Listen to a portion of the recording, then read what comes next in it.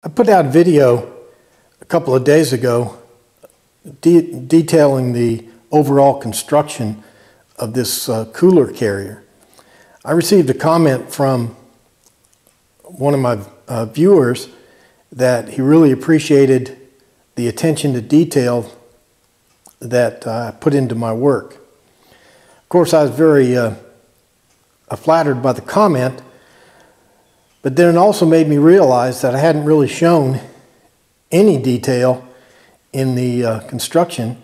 Rather, all I had done was shown the overall building process. So what I'm going to do today, for those who are interested, is I'm going to show you both some of the mechanical detail and also the finishing detail, which I'll call art, that you might want to put into a gift quality project. This detail is the wheels. You can see that they are flat, free, they're wide, they're good quality, which is a mechanically inclined person is going to immediately notice.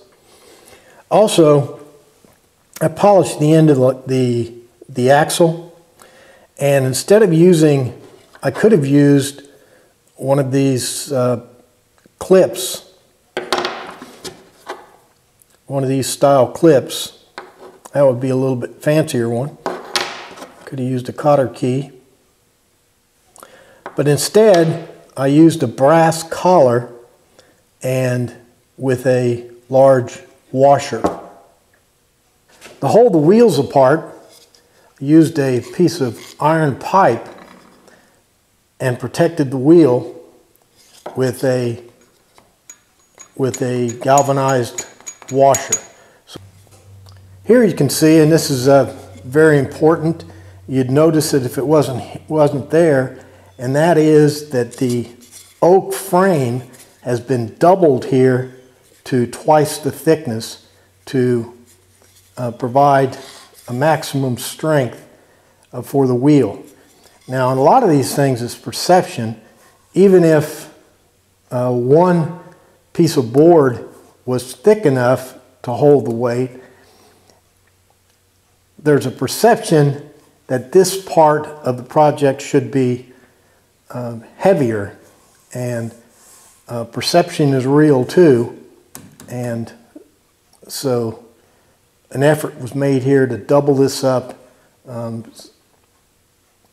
to meet expectations. Here's another important mechanical detail.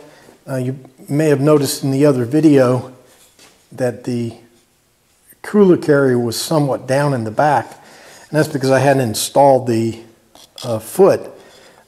This is called a trailer jack foot, and this will keep the cooler carrier from sinking down in the mud.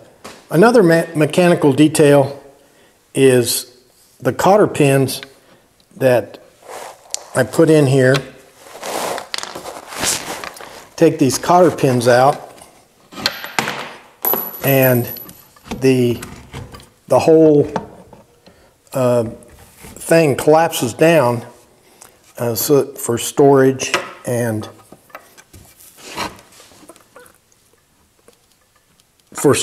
transportation.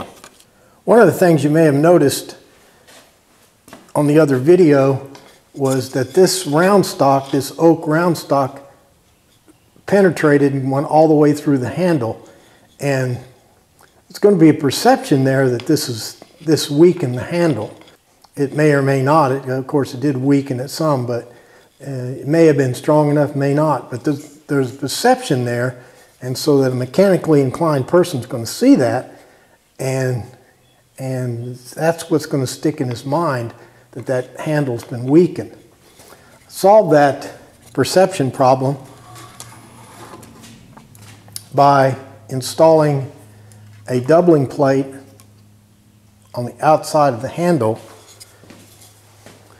so that anybody looking at that and being worried that the handle is weakened is going to see this doubling plate and resolve their concerns. Okay, let's go on to the art. The art in any project that's going to be of gift quality is very important. Here you can see that each of the screw holes or dowel holes have been covered up so that they look neat and finished. And this theme carries out throughout the entire project. Those dowel holes on the right should be exactly, that's a mistake, those should be exactly perpendicular, but you can see they're kind of at an angle. That's an aesthetic mistake right there. Another thing you're going to notice, is that all the wood has been rounded over at the top and the bottom. For practical purposes, this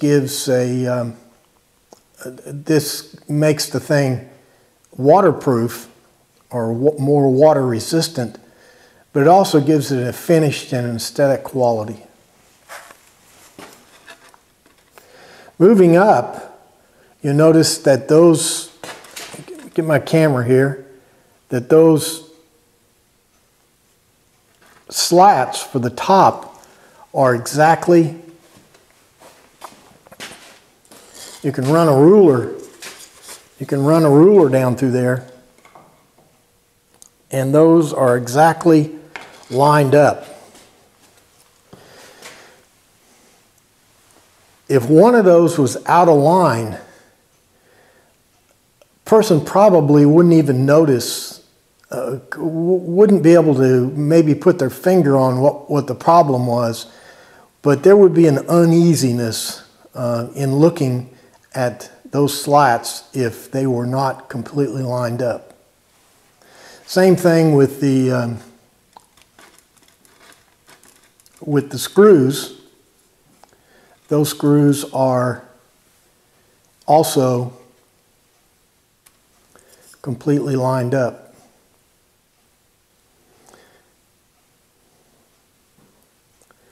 Now you can see right there, maybe you can see it, those slats are kind of flattened at the, they need to be flat and they're not rounded over.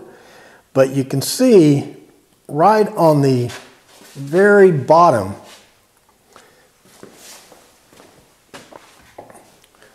right there, that edge has been eased.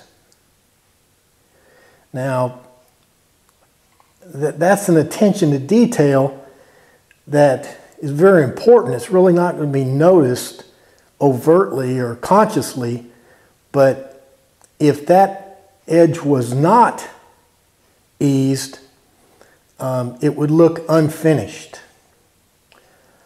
Another important detail here is that this cross member it's been rounded, but then a flat section has been cut into the very top. Again, that may not be noticed, but it would be noticed if that top section had not been put in there. Here you can see that each of the slats has been rounded over. Now let's roll back here a little bit and look at the spacing. Very careful to ensure that the spacing between these slats on the deck was exact. Again, it's a perception thing that if one of these was off at all, a person looking at it may not even be able to put their finger on what the problem was, but they need to be, when we look at something, a design of something, we have expectations. And we have, our mind is looking for a pattern. And so we're looking at these slats. We expect them to be exact. And if they're not, there's an uneasiness that happens. Okay, another, maybe one of the final things, one of the final art things is, and this gets back to expectations. These handles, you know, actually quite a bit of thought went into those handles. Those handles need to be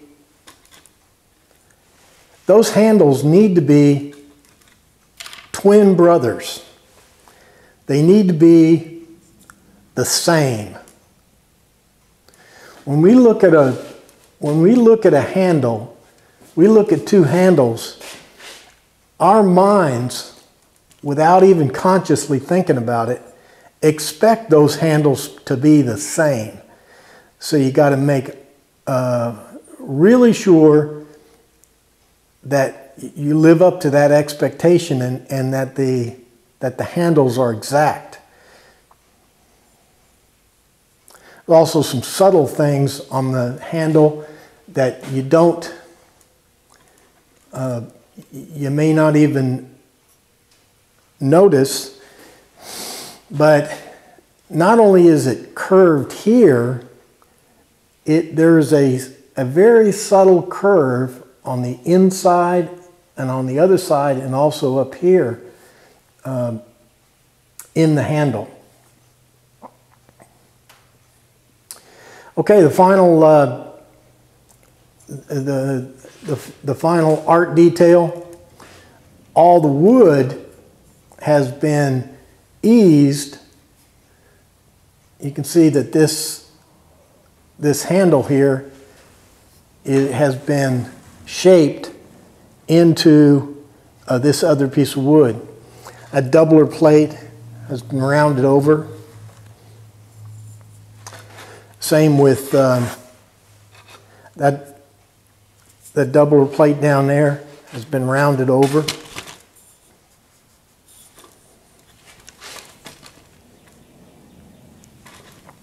See right there.